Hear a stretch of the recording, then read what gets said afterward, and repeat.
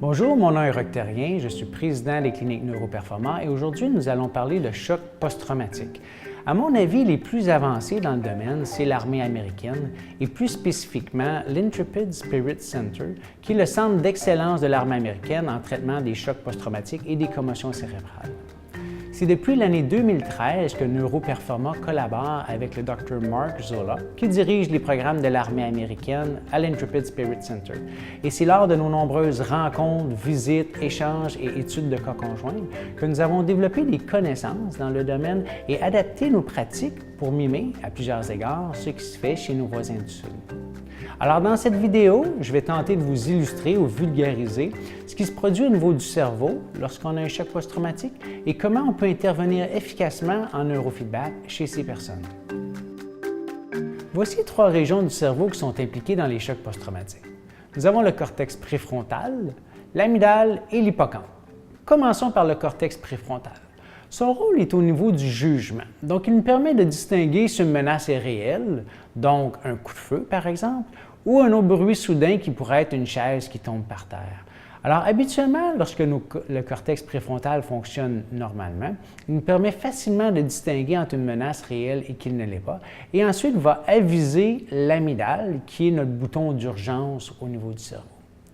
Alors, ce qu'on remarque souvent dans les cas de choc post-traumatique, c'est un dérèglement au niveau des lobes frontaux, ce qui nous permet plus difficilement de distinguer si une menace est réelle ou non. Pour ce qui est de l'amygdale, il faut voir son rôle un peu comme le bouton d'urgence au niveau du cerveau. Donc, lorsqu'une menace est perçue, l'amygdale va s'activer et envoyer un signal au système nerveux central pour se mettre en situation d'urgence. C'est à ce moment-là que nous allons produire plus d'adrénaline, le rythme cardiaque va augmenter, les pupilles vont se dilater, le sang va revenir vers les organes principaux. En d'autres termes, le corps va se mettre en situation d'urgence.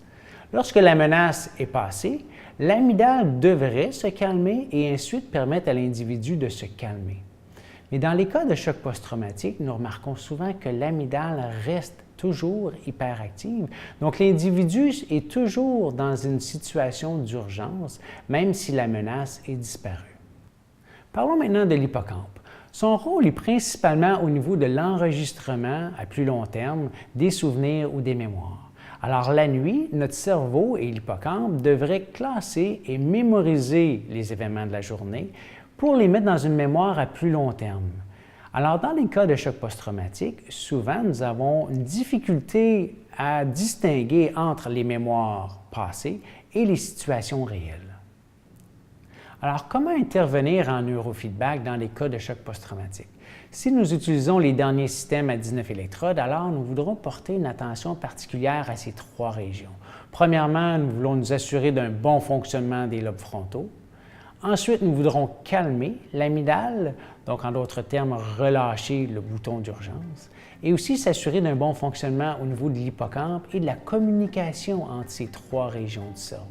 Donc, à mesure que le fonctionnement du cerveau va s'améliorer, généralement à l'intérieur de 5 à 6 séances de neurofeedback, l'individu va se sentir plus calme, plus reposé, moins anxieux et souvent même le sommeil va s'améliorer. Alors voilà, si vous avez d'autres questions, n'hésitez pas à communiquer avec moi à la clinique. Ça va me faire plaisir de vous aider.